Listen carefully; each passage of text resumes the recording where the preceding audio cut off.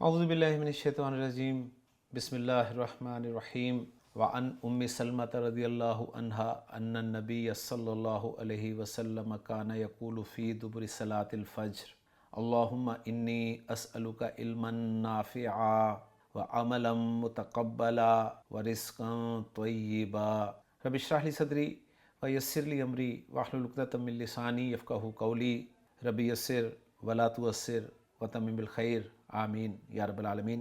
लिसानुल Quran 2024 course के 20वें lecture में आपकी खिदमत में हाजिर हूँ और आज के लेक्चर के आगाज़ में मैंने नबी करीम सल्लल्लाहु अलैहि वसल्लम की एक दुआ आपके सामने ज़िक्र की है, जैसे आप स्क्रीन पर लिखा हुआ देख रहे हैं। हज़रत उम्मे सलमा रज़ी अल्लाह ताला अन्हा इसकी रावी हैं और वो फरमाती हैं कि अल्लाह के रसूल सल्लल्लाहु अलैहि वसल्लम फ़ज्र की नमाज के बाद ये अल्फाज अपनी ज़ुबान मुबारक से अदा किया करते थे, यानी ये दुआ मांगा करते थे कि अल्लाहुम्मा इन्नी अस्अलुका इल्मन नाफ़िआ, ए अल्लाह मैं तुझसे इल्म नाफ़े का सवाल करता हूँ, व अमल मुतक़ब्बला और मकबूल अमल का सवाल करता हूँ, व रिज़्क़न तय्यिबा और तय्यब यानी पाक रिज़्क़ का सवाल करता हूँ। यह हदीस मैंने आपके सामने इसलिए कोट की है कि आज के लेक्चर में हम इंशाअल्लाह ताला मुरक्कब की दूसरी किस्म मुरक्कब नाक़िस को इंशाअल्लाह ताला स्टडी करेंगे। आप जानते हैं कि अरबी ज़ुबान में, अरबी ग्रामर में अकेला लफ्ज़ जो है वो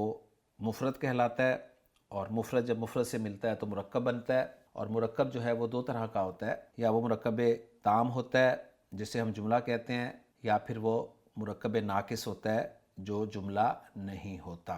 तो अल्हम्दुलिल्लाह जी, मुरक्कब ताम जिसे जुमला कहते हैं उसमें हमने जुमले की एक किस्म जुमला इस्मिया अल्हम्दुलिल्लाह मुकम्मल कर ली है। और जुमला इस्मिया में हमने जो दो पार्ट्स पढ़े थे, मुब्तदा और ख़बर, उनमें मुब्तदा की जगह पर मारफा की 5 अक़साम रख कर हमने जुमले अपने बना लिए थे।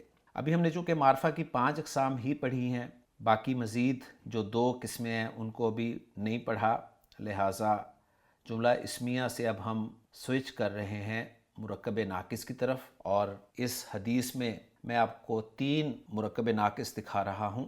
पहला है जी इल्मन नाफ़ियन, दूसरा है अमलन मुतक़ब्बलन और तीसरा है रिज़्क़न तय्यिबन। तो मैंने ब्लू कलर में आपके सामने ये 3 मुरक्कब जो हैं वो रखे हैं। मैं इन्हें मुरक्कब नाक़िस क्यों कह रहा हूँ उसकी वजह आप अच्छी तरह से जानते हैं कि हमने मुरक्कब ताम में जुमला इस्मिया उस मुरक्कब को कहा था जिसमें पहला इस्म मारिफा हो और दूसरा इस्म नकरा हो, यानी मारिफा नकरा कम्बिनेशन जो है हमारा मुरक्कब ताम यानी जुमला इस्मिया बनाता है। और दूसरी शर्त ये थी कि दोनों अस्मा जो हैं वो मरफू होने चाहिए। तो अगर आप इल्म नाफ़ियन मुरक्कब पर गौर करें तो पहली बात तो ये नोट करें कि मैं इसे मुरक्कब इसलिए कह रहा हूँ कि इल्मन एक लफ्ज़ है और नाफ़ियन दूसरा लफ्ज़ है। तो इल्मन नाफ़ियन एक मुरक्कब है। अब ये मुरक्कब ताम बन रहा है या नहीं इसका हम फैसला करेंगे ये जानने के बाद कि क्या पहला इस्म मारफा है, दूसरा नकरा है। तो पहली शर्त ही हमारी मुरक्कब ताम जुमला इस्मिया की पूरी नहीं हुई, लिहाजा ये मुरक्कब ताम नहीं है। दूसरी शर्त भी चेक कर लें। दूसरी शर्त ये थी मुरक्कब ताम में जुमला इस्मिया में कि दोनों मरफू होने चाहिए, तो ये दोनों मरफू हैं ही नहीं। और मरफू होने वाली शर्त जो है मैंने आपको बताया था कि ये 100% शर्त है। तो जब 100% शर्त ही पूरी नहीं हो रही तो ये मुरक्कब ताम यानी जुमला इस्मिया बन ही नहीं सकता। तो रिज़ल्ट निकला कि ये मुरक्कब ताम जुमला इस्मिया नहीं है बल्कि मुरक्कब नाक़िस है, इसलिए कि अगर मुरक्कब ताम नहीं होगा तो फिर मुरक्कब नाक़िस ही होगा, तीसरा कोई मुरक्कब हो ही नहीं सकता। तो पहली बात आपने जहन में ये रखनी है कि जब भी 2 अस्मा आपके सामने आ जाएं तो आपने सबसे पहले उन दोनों अस्मा को मुरक्कब ताम यानी जुमला इस्मिया प्रूव करने की कोशिश करनी है। अगर वो जुमला इस्मिया के तौर पर प्रूव हो जाएं तो ठीक है, वरना अगर नहीं प्रूव होते तो फिर वो मुरक्कब नाक़िस ही होंगे, तीसरा कोई मुरक्कब नहीं होगा। तो इल्मन नाफ़ियन, अमलन मुतक़ब्बलन और रिज़्क़न तय्यिबन ये 3 मुरक्कब हैं जो कि मुरक्कब ताम जुमला इस्मिया नहीं है। जब मुरक्कब ताम जुमला इस्मिया नहीं है तो मुरक्कब नाक़िस हुए। अब ये कौन सा मुरक्कब नाक़िस हैं इसको हम आज के लेक्चर में इंशाअल्लाह ताला तफसील से स्टडी करेंगे। तो पहली बात आपके सामने ये आ गई कि इल्मन नाफ़ियन ایک مرکب ناقص ہے۔ اب ہم اس مرکب ناقص کے جو دو اسماء ہیں ان پر مزید غور کریں گے۔ نوٹ کریں کہ پہلا اسم ہے علم اور دوسرا اسم ہے نافع۔ اب جو دوسرا اسم ہے نافع یہ ایڈجیکٹو ہے، لہٰذا رزلٹ یہ نکلا کہ دو اسماء کا ایسا مرکب جو ناقص ہو، پہلی بات، اور دوسری بات یہ کہ اس میں دوسرا اسم جو ہے وہ ایڈجیکٹو ہو، اور تیسری بات یہ کہ وہ دوسرا اسم جو ایڈجیکٹو ہے وہ پہلے اسم کی صفت بن سکتا ہو، یہ بھی شرط ہے لازمی۔ پہلا اسم ہے علم جس کے معنی علم کے ہیں، اور دوسرا اسم ہے نافع جس کے معنی ہے نفع دینے والا۔ تو مجھے بتائیے کیا نافع جو ہے یہ علم کی صفت بن سکتا ہے؟ تو آپ کا جواب ہوگا بالکل بن سکتا ہے۔ تو رزلٹ یہ نکلا کہ علما نافعا ایک ایسا مرکب ہے جو مرکب ناقص ہے، اس میں دوسرا اسم ایڈجیکٹو ہے اور دوسرا اسم جو ہے وہ پہلے اسم کی صفت بن سکتا ہے۔ اور اب آخری شرط جو ہے یا آخری ٹیسٹ جو ہے یا آخری چیک جو ہے دونوں اسماء کے حوالے سے وہ یہ ہے کہ دونوں اسماء جو ہیں ان کا سی این جیز برابر ہے، دونوں اسماء کا سی این جیز برابر ہے۔ علمن اسم اس کا سی این جیز چیک کریں، علمن نکرہ ہے، واحد ہے، مذکر ہے اور منصوب ہے۔ نافعن کا سی این جیز ٹیسٹ کریں، نکرہ ہے، واحد ہے، مذکر ہے اور منصوب ہے۔ یہ جب ساری شرائط پوری ہو گئیں تو آپ نے اس مرکب ناقص کو کنفرم کر دینا ہے کہ یہ مرکب ناقص مرکب توصیفی ہے۔ تو پہلا مرکب ناقص ہم نے آج اپنے لیکچر میں جو شروع کیا ہے اس کا نام ہے جی مرکب توصیفی۔ مرکب توصیفی ایک ایسا مرکب ناقص ہے جس میں دوسرا اسم پہلے اسم کی صفت ہو۔ پھر سن لیجئے، مرکب توصیفی ایک مرکب ناقص ہے، ایسا مرکب ناقص ہے جس میں دوسرا اسم پہلے اسم کی صفت ہو اور دونوں اسماء جو ہیں ان کا سی این جیز برابر ہو۔ تو مرکب توصیفی کے بارے میں آپ نے جان لیا۔ اب ہم مرکب توصیفی کے جو دو پارٹس ہیں ان کو باقاعدہ نام دیتے ہیں۔ تو مرکب توصیفی میں جو پہلا اسم ہے اس کو گرامر کی اصطلاح میں موصوف کہتے ہیں۔ موصوف مرکب توصیفی کا وہ اسم ہوتا ہے جس کے بارے میں کوئی صفت بیان کی جا رہی ہو، اور دوسرا اسم جو ہے وہ صفت کہلاتا ہے، یعنی یہ وہ اسم ہوتا ہے جو موصوف کے بارے میں کچھ بیان کر رہا ہوتا ہے۔ تو مرکب توصیفی ایک ایسا مرکب ناقص ہے جس میں دوسرا اسم پہلے اسم کی صفت ہوتا ہے۔ پہلا اسم جو ہے مرکب توصیفی میں اس کو موصوف کہتے ہیں گرامر کی اصطلاح میں، اور دوسرا اسم جو ہے وہ صفت کہلاتا ہے۔ اور مرکب توصیفی کا فارمولہ یہ ہے کہ مرکب توصیفی میں موصوف اور صفت اسم کے چاروں پہلو جنس، عدد، وسعت اور اعراب کے اعتبار سے برابر ہوتے ہیں، یعنی موصوف اور صفت کا سی این جیز برابر ہوتا ہے۔ اور اس میں مزید ہم ایک بات یہ جاننے کی کوشش کریں گے کہ موصوف جو ہے وہ مرکب توصیفی میں اصل ہوتا ہے اور صفت اس کو چاروں اعتبارات سے فالو کر رہی ہوتی ہے، یعنی صفت جو ہے وہ سی این جیز میں موصوف کے مطابق ہوتی ہے۔ تو مرکب توصیفی میں اصل جو ہے وہ موصوف ہوتا ہے۔ تو رزلٹ یہ نکلا کہ اگر ہمارا موصوف نکرہ ہے تو صفت بھی نکرہ آئے گی، موصوف معرفہ ہے تو صفت بھی معرفہ آئے گی، موصوف واحد ہے تو صفت بھی واحد آئے گی، موصوف مثنیٰ ہے تو صفت بھی مثنیٰ آئے گی، موصوف جمع ہے تو صفت بھی جمع آئے گی، موصوف مذکر ہے تو صفت بھی مذکر آئے گی، موصوف مؤنث ہے تو صفت بھی مؤنث آئے گی، موصوف مرفوع ہے تو صفت بھی مرفوع ہوگی، موصوف منصوب ہے تو صفت بھی منصوب ہوگی، موصوف مجرور ہے تو صفت بھی مجرور ہوگی۔ اب میں پھر دہرا دیتا ہوں آپ کے سامنے کہ آج ہم نے اپنا پہلا مرکب ناقص مرکب توصیفی اسٹڈی کیا ہے۔ مرکب توصیفی ایک ایسا مرکب ناقص ہے جس میں دوسرا اسم پہلے اسم کی صفت ہوتا ہے۔ پہلے اسم کو گرامر کی اصطلاح میں موصوف کہتے ہیں اور دوسرا اسم جو ہے وہ صفت کہلاتا ہے۔ صفت اسم کے چاروں پہلو جنس، عدد، وسعت اور اعراب میں موصوف کے مطابق ہوتی ہے۔ اور ایک اور اہم بات نوٹ کر لیجئے کہ اگر آپ مرکب ناقص کا اعراب معلوم کرنا چاہیں کہ اس مرکب ناقص مرکب توصیفی کا اعراب کیا ہے، تو مرکب توصیفی کے اعراب کا فیصلہ موصوف کے اعراب کے ذریعے ہوگا. یعنی موصوف اگر مرفوع ہے تو ہم کہیں گے ہمارا مرکب توصیفی جو ہے یہ مرفوع ہے.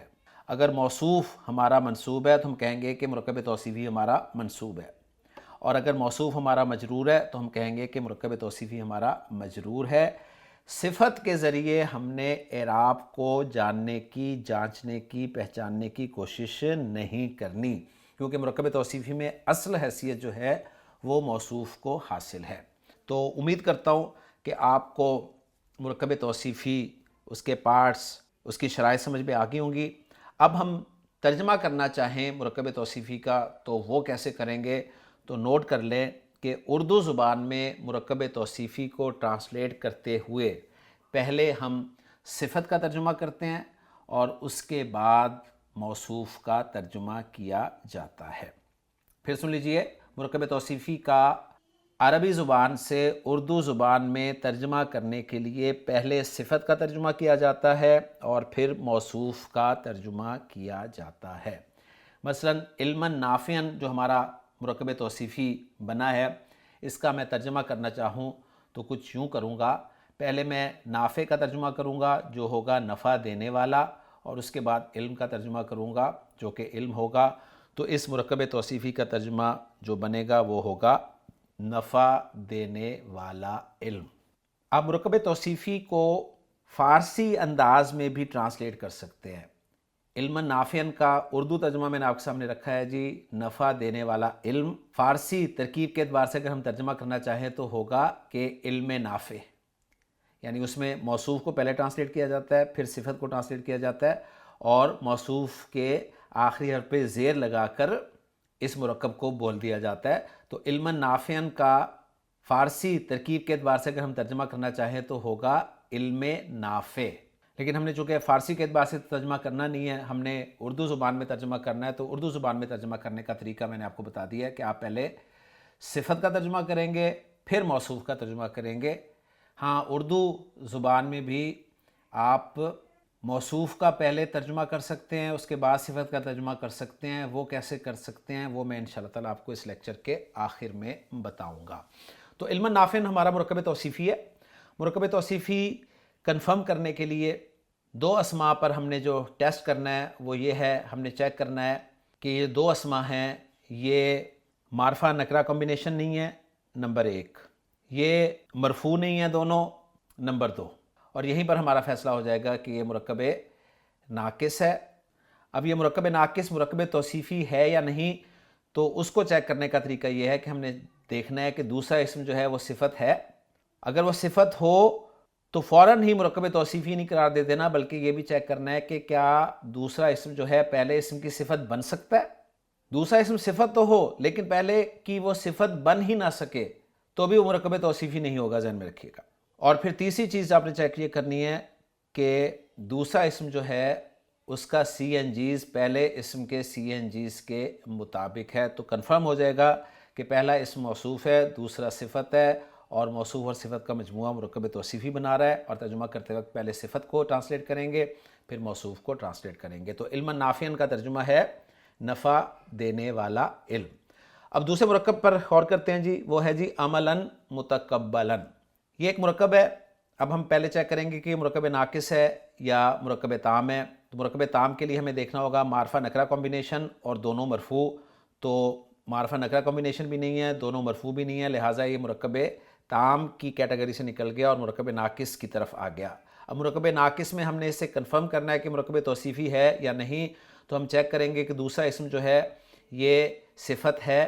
تو ہم نے چیک کیا متقبلاً جو ہے یہ صفت ہے، ایڈجیکٹو ہے، کیونکہ اس کے معنی ہے مقبول. اور ساتھ ہی ہم نے یہ بھی چیک کرنا ہے کہ کیا یہ متقبل جو ہے یہ پہلے اسم عمل کی صفت بن سکتا ہے. تو بالکل بن سکتا ہے. اور اب تیسری چیز ہم نے یہ چیک کرنی ہے کہ متقبلاً اسم جو ہے اس کا سی این جیز جو ہے عملاً کے مطابق ہے. تو بالکل مطابق ہے، لہٰذا کنفرم ہو گیا کہ عملاً موصوف ہے، متقبلاً صفت ہے، اور موصوف صفت مل کر مرکب توصیفی بنا رہے ہیں. اور مرکب توصیفی جو ہے یہ منصوب ہے کیونکہ مرکب توصیفی کے اعراب کا فیصلہ موصوف سے ہوگا. اور ترجمہ کرتے وقت ہم صفت کو پہلے ٹرانسلیٹ کریں گے مقبول، اور اس کے بعد موصوف کو ٹرانسلیٹ کریں گے عمل تو ہمارا ترجمہ بن جائے گا مقبول عمل۔ اب چلتے ہیں جی تیسرے مرکب کی طرف، وہ ہے رزقاً طیباً۔ پہلا ٹیسٹ ہم یہ کریں گے کیا یہ مرکب تام ہے۔ مرکب تام کے لیے ہمیں معرفہ نکرہ کمبینیشن اور دونوں مرفوع دیکھنے ہوں گے، تو نہ تو یہ معرفہ نکرہ کمبینیشن ہے اور نہ ہی دونوں مرفوع ہیں، لہٰذا رزلٹ نکلا کہ مرکب تام جملہ اسمیہ نہیں ہے، تو یہ مرکب ناقص ہوا۔ اب مرکب ناقص میں کیا ہے، مرکب توصیفی ہے، تو مرکب توصیفی چیک کرنے کے لیے ہم دوسرے اسم پر نظر ڈالیں گے جو کہ طیب ہے، اور طیب کے معنی پاک ہیں، اور پاک جو ہے ایڈجیکٹو ہے، اور یہ ایڈجیکٹو جو ہے رزق کی صفت بن سکتا ہے، اور طیباً کا سی این جی جو ہے وہ رزقاً کے مطابق ہے، لہٰذا کنفرم ہو گیا کہ رزقاً طیباً ہمارا ایک مرکب توصیفی ہے جس میں رزقاً موصوف ہے، طیباً صفت ہے، اور موصوف صفت مل کر مرکب توصیفی بنا رہے ہیں، اور اس مرکب توصیفی کا اعراب جو ہے وہ منصوب ہے کیونکہ موصوف جو ہے وہ منصوب استعمال ہوا ہے۔ ترجمہ کرنا چاہیں تو پہلے طیب کا ترجمہ کریں گے، پھر رزق کا ترجمہ کریں گے، اور ترجمہ ہمارا بنے گا جی پاکیزہ رزق۔ تو الحمدللہ جی نبی کریم صلی اللہ علیہ وسلم کے اس فرمان میں 3 مرکب ناقص استعمال ہوئے ہیں، علما نافعاً، عملا متقبلا اور رزقاً طیباً، اور تینوں مرکب ناقص مرکب توصیفی ہیں، اور تینوں مرکب توصیفی کا اعراب جو ہے وہ منصوب ہے۔ اب یہ منصوب کیوں استعمال ہوا ہے ابھی ہمیں اس کے بارے میں کچھ نہیں پتہ، انشاءاللہ تعالی جو ہم آگے جائیں گے اسم کے منصوب ہونے کی وجوہات ہمارے سامنے آئیں گی، تو انشاءاللہ تعالی ہم اس حدیث میں باقاعدہ یہ جاننے کے قابل ہوں گے کہ اللہ کے رسول صلی اللہ علیہ وسلم نے علما نافعاً، عملا متقبلا اور رزقاً طیباً کو منصوب کیوں استعمال کیا ہے۔ تو الحمدللہ جی ہمارے آج کے لیکچر میں پہلا مرکب ناقص مرکب توصیفی جو ہے وہ سالو ہو گیا۔ اب ہم پریکٹس کی طرف چلتے ہیں کہ ہم نے مرکب توصیفی کی پریکٹس کس طرح سے کرنی ہے۔ پہلے اسم کی جگہ پر میں رکھ رہا ہوں رجل۔ نکرہ اسم جو ہے وہ 2 طرح کا ہی ہوتا ہے جی، یا وہ اسم صفت ہوتا ہے یا پھر اسم ذات ہوتا ہے۔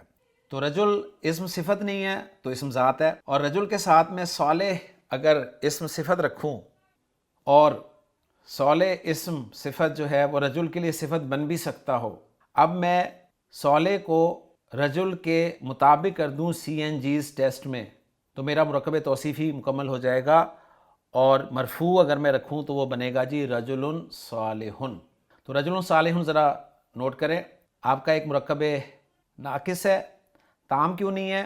اس لیے کہ معرفہ نکرہ کمبینیشن نہیں ہے، اگرچہ دونوں مرفوع ہیں لیکن معرفہ نکرہ کمبینیشن نہیں ہے۔ معرفہ نکرہ کمبینیشن نہیں ہے تو مرکب تام نہیں ہے، مرکب ناقص ہے۔ مرکب ناقص میں دوسرا اسم جو ہے وہ صفت ہے، اور پہلے اسم رجل کی وہ صفت بن سکتا ہے، اور صالح اسم کا سی این جی جو ہے وہ رجل کے مطابق ہے، لہٰذا کنفرم ہو گیا کہ مرکب توصیفی ہے جس میں رجل کو ہم موصوف کہیں گے، صالح کو صفت کہیں گے، اور ترجمہ کریں گے جی نیک مرد۔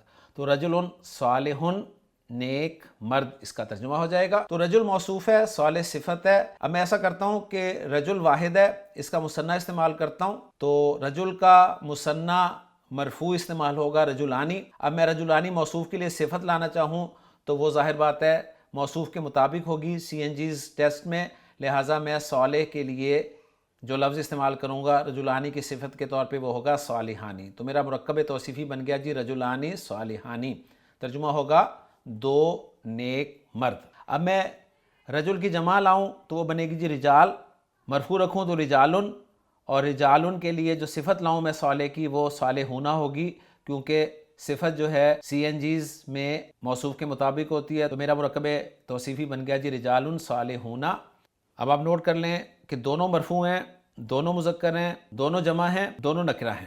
جمع میں دیکھ لیں رجال جمع مکسر ہے، صالحون جمع سالم ہے، تو یہ کوئی شرط نہیں ہے کہ دونوں جمع سالم ہوں یا دونوں جمع مکسر ہوں، بس جمع ہونے چاہیے، اور اعراب دونوں کا برابر ہے۔ کہیں آپ کنفیوز نہ ہو جائیے گا کہ رجالن تو مرفوع ہے لیکن صالحون مرفوع نہیں ہے، بالکل صالحون بھی مرفوع ہے، اس لیے کہ جمع مکسر کا مرفوع ہونا جو ہے وہ پیش کے ساتھ ہوتا ہے، اور جمع سالم مذکر کا مرفوع جو ہے وہ اونا کی آواز کے ساتھ ہوتا ہے۔ تو رجال صالحون مرکب توصیفی ہے جس کا ترجمہ بنے گا نیک مرد۔ اب میں موصوف رجل کی جگہ امرأہ لفظ لے کے آؤں جو کہ رجل کی مؤنث ہے، تو میرا مرکب توصیفی بن جائے گا امرأۃ صالحۃ۔ آپ ٹیسٹ کر لیں، چیک کر لیں، بالکل مرکب توصیفی کنفرم ہو جائے گا، ترجمہ کریں گے ہم نیک عورت۔ اب امراہ کا مثنیٰ میں لے کے آؤں تو میرا مرکب توصیفی بن جائے گا جی امرأتانی صالحتانی، ترجمہ ہوگا دو نیک عورتیں۔ اور اگر میں امراہ کی جمع لے کر آؤں تو میرا مرکب توصیفی بن جائے گا نساء صالحات، ترجمہ ہوگا نیک عورتیں۔ تو یوں آپ پریکٹس کر سکتے ہیں جی۔ میں نے آپ کے سامنے یہ 6 ایگزامپلز رکھی ہیں مرکب توصیفی کی، 3 مذکر کی، 3 مؤنث کی، واحد مثنیٰ جمع میں، نکرہ میں اور مرفوع میں۔ اب ایگزامپلز میں یہی رکھوں گا، میں ان کو منصوب فارم میں آپ کے سامنے رکھوں گا۔ تو رجلن کی منصوب فارم ہوگی جی رجلن، صفت صالح جو ہے وہ موصوف کو فالو کرے گی اعراب میں، تو کنسٹرکشن بن جائے گی رجلن صالحن۔ رجلانی منصوب ہوگا تو بن جائے گا جی رجلینی، اور صالحانی جو ہے منصوب ہو کر بن جائے گا صالحینی۔ رجالن منصوب ہو کر بنے گا رجالن، اور صالحون منصوب ہو کر بن جائے گا صالحینا، تو کنسٹرکشن بن جائے گی رجالن صالحینا۔ ترجمہ وہی ہوگا جو مرفوع کنسٹرکشنز کا تھا، یعنی رجلن صالحن کا ترجمہ تھا نیک مرد، تو رجلن صالحن کا ترجمہ بھی ہوگا نیک مرد۔ رجلانی صالحانی کا ترجمہ تھا دو نیک مرد، تو رجلینی صالحینی کا ترجمہ بھی ہوگا دو نیک مرد۔ رجال صالحون کا ترجمہ تھا نیک مرد، تو رجالن صالحین کا ترجمہ بھی ہوگا نیک مرد، کیونکہ ہم جانتے ہیں کہ اسم کا اعراب تبدیل ہونے سے اسم کے معنی میں تبدیلی واقع نہیں ہوتی۔ اب میں امراہ کو منصوب رکھوں تو کنسٹرکشن بن جائے گی میری امراۃن صالحتن، امراۃینی صالحتینی، نساء صالحاتن۔ اب دیکھیں نساء منصوب ہے، صالحات بھی منصوب ہے۔ اب میں کنفرم اسے منصوب کیوں کر رہا ہوں؟ اس لیے کہ یہ مرکب توصیفی ہے، اور مرکب توصیفی میں صفت جو ہے وہ اعراب کے اعتبار سے موصوف کے مطابق ہوتی ہے، لہٰذا موصوف کا اعراب منصوب ہے تو صفت بھی منصوب ہی ہے، یعنی صالحاتن منصوب بھی ہے، مجرور بھی ہے، لیکن یہاں منصوب والا استعمال ہوا ہے کیونکہ مرکب توصیفی میں صفت کی جگہ پر استعمال ہو رہا ہے، اور صفت کا اپنا کوئی اعراب نہیں ہوتا، جو موصوف کا اعراب ہوتا ہے صفت بھی اعراب میں اس کے مطابق ہی استعمال ہوتی ہے۔ اب ہم چلتے ہیں جی ان 6 مرکب توصیفی کو مجرور فارم میں لانے کی طرف۔ تو رجل کو میں مجرور رکھوں گا تو بن جائے گا جی رجلن صالحن، رجلینی صالحینی، رجالن صالحین، امرأتن صالحتن، امرأتینی صالحتینی، نساء صالحاتن۔ اب صالحاتن جو ہے یہ مجرور ہے، اس لیے کہ یہ اعراب میں نساء کے مطابق استعمال ہوگا کیونکہ یہ مرکب توصیفی ہے۔ امید ہے بات آپ کو سمجھ میں آ گئی ہوگی۔ مرکب توصیفی چاہے مرفوع ہو، چاہے منصوب ہو، چاہے مجرور ہو، ترجمہ ہم نے ایک طریقے سے ہی کرنا ہے۔ لیکن اب جو پریکٹس ہماری ہو گئی ہے وہ موصوف مذکر مؤنث کی ہو گئی ہے، موصوف واحد مثنیٰ جمع کی ہو گئی ہے، موصوف مرفوع منصوب مجرور کی ہو گئی ہے۔ اب رہ گیا موصوف صرف معرفہ ہونا، تو معرفہ کر کے بھی ہم پریکٹس کر لیتے ہیں جی۔ تو رجل صالحن میں رجل کو اگر میں معرفہ کروں تو کنسٹرکشن بن جائے گی جی الرجل، اور صالح کو معرفہ کروں تو بن جائے گا الصالح، اور ملا کر پڑھیں گے تو الصالح کا حمزۃ الوصل جو ہے وہ الف کی صورت میں لکھا رہ جائے گا، اور کنسٹرکشن ہماری مکمل ہوگی الرجل الصالح۔ ترجمہ نیک مرد ہی ہوگا، بس فرق یہ ہوگا کہ رجل صالح میں رجل نکرہ تھا، اور الرجل الصالح میں رجل جو ہے وہ معرفہ ہے۔ زیادہ سے زیادہ اگر آپ ترجمے میں کچھ فرق ڈالنا ہی چاہتے ہیں تو اگر موصوف نکرہ ہو تو آپ موصوف کے ساتھ ترجمے میں ایک یا کوئی جیسے لفظ استعمال کر سکتے ہیں، یعنی رجل صالح کا ترجمہ آپ یوں بھی کر سکتے ہیں کوئی نیک مرد یا ایک نیک مرد، اور الرجل الصالح کا ترجمہ آپ صرف نیک مرد کے طور پر کر سکتے ہیں۔ یہ میں نے آپ کو ویسے بس ایک پہچان کا طریقہ تھوڑا بتایا ہے، ورنہ رجل صالح اور الرجل الصالح دونوں کا ترجمہ آپ نیک مرد کر سکتے ہیں، یہ بات ذہن میں رکھتے ہوئے کہ رجل صالح نکرہ مرکب توصیفی ہے اور الرجل الصالح معرفہ مرکب توصیفی ہے۔ تو رجل صالح سے معرفہ ہمارا بن گیا جی الرجل الصالح، رجلانی صالحانی بن جائے گا الرجلان الصالحانی، رجال صالحون بن جائے گا الرجال الصالحون، امرأۃ صالحۃ بن جائے گا المرأۃ الصالحۃ، امرأتانی صالحتانی بن جائے گا المرأتانی صالحتانی، اور نساء صالحات بن جائے گا النساء الصالحات۔ اور یہ میں نے معرفہ کنسٹرکشن سے مرفوع آپ کو کر کے دکھائی ہیں، اگر آپ شوق رکھتے ہیں تو منصوب اور مجرور خود بنا سکتے ہیں۔ گویا آپ نے دیکھا کہ ایک مرکب توصیفی بننے کی دیر تھی، اس ایک مرکب توصیفی سے آپ نے پھر بے شمار مرکب توصیفی بنا لیے، موصوف کے اعراب کو تبدیل کر کے، موصوف کی جنس کو تبدیل کر کے، موصوف کے عدد کو تبدیل کر کے، اور موصوف کی وسعت کو تبدیل کر کے۔ تو الحمدللہ جی ہم نے آج اپنا پہلا مرکب ناقص مرکب توصیفی پڑھا ہے۔ میں دہرا دیتا ہوں سبق کو کہ مرکب توصیفی ایک ایسا مرکب ناقص ہے جس میں دوسرا اسم پہلے اسم کی صفت ہوتا ہے، اور دوسرا اسم جو صفت ہوتا ہے وہ CNG's ٹیسٹ میں پہلے اسم کے برابر ہوتا ہے، مطابق ہوتا ہے۔ پہلے اسم کو موصوف کہتے ہیں، دوسرے اسم کو صفت کہتے ہیں، اور ترجمہ کرتے ہوئے پہلے صفت کا ترجمہ کیا جاتا ہے اور پھر موصوف کا ترجمہ کیا جاتا ہے۔ اب ذرا واپس دعا کی طرف چلتے ہیں۔ میں نے آپ سے کہا تھا کہ علما نافعا، عملا متقبلا، رزقا طیبا، یہ جو مرکب توصیفی ہم نے اس دعا میں دیکھے ہیں، ان کا ترجمہ ہم پہلے موصوف کا ترجمہ کرنے کے ساتھ بھی کر سکتے ہیں۔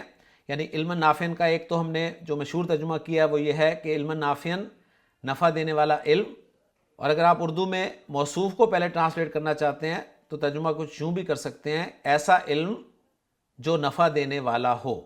تو یوں بھی مرکب توصیفی کا اردو میں ترجمہ کیا جا سکتا ہے، لیکن زیادہ اسلوب جو ہے وہ یہی استعمال ہوتا ہے اردو زبان میں کہ آپ پہلے صفت کو ٹرانسلیٹ کریں پھر موصوف کو ٹرانسلیٹ کریں۔ عملا متقبلا کا ترجمہ مقبول عمل کے طور پہ کیا جائے گا۔ ہاں اگر آپ موصوف کو پہلے ٹرانسلیٹ کرنا چاہتے ہیں اردو زبان میں تو کچھ یوں کر سکتے ہیں کہ ایسا عمل جو مقبول ہو۔ اور رزقا طیبا کا ترجمہ ہم پاکیزہ رزق کے طور پہ کریں گے اردو زبان میں، لیکن اگر آپ موصوف کو ہی پہلے ترجمے میں لانا چاہتے ہیں تو کچھ یوں ترجمہ کر سکتے ہیں، ایسا رزق جو پاک ہو۔ اور یہ ایسا والا ترجمہ آپ نے صرف اس صورت میں کرنا ہے جب آپ کا موصوف نکرہ ہو۔ اگر موصوف نکرہ نہ ہو بلکہ معرفہ ہو تو پھر آپ نے ایسا نہیں کرنا ترجمے میں، بلکہ وہ کرنا ہے۔ یعنی اگر یہ ہوتا العلم النافع تو ہم اس کا ترجمہ کرتے وہ علم جو نفع دینے والا ہو۔ تو ایسا میں اس لیے کر رہا ہوں کہ موصوف نکرہ ہے۔ امید ہے بات آپ کو یہ سمجھ میں آ گئی ہوگی۔ مرکب توصیفی کے بارے میں مزید پریکٹس انشاءاللہ تعالی ہم اگلے لیکچر میں کریں گے، اور قرآن مجید کے مختلف مقامات سے ہم مختلف مرکب توصیفی ڈھونڈ کر انہیں ٹرانسلیٹ کرنے کی کوشش کریں گے۔ تو میں امید کرتا ہوں کہ آج کا لیکچر بھی آپ کو پسند آیا ہوگا۔ انشاءاللہ تعالی اگلے لیکچر میں جلد آپ سے ملاقات ہوگی۔ سبحانک اللہم و بحمدک، اشہد ان لا الہ الا انت، استغفرک و اتوب الیک۔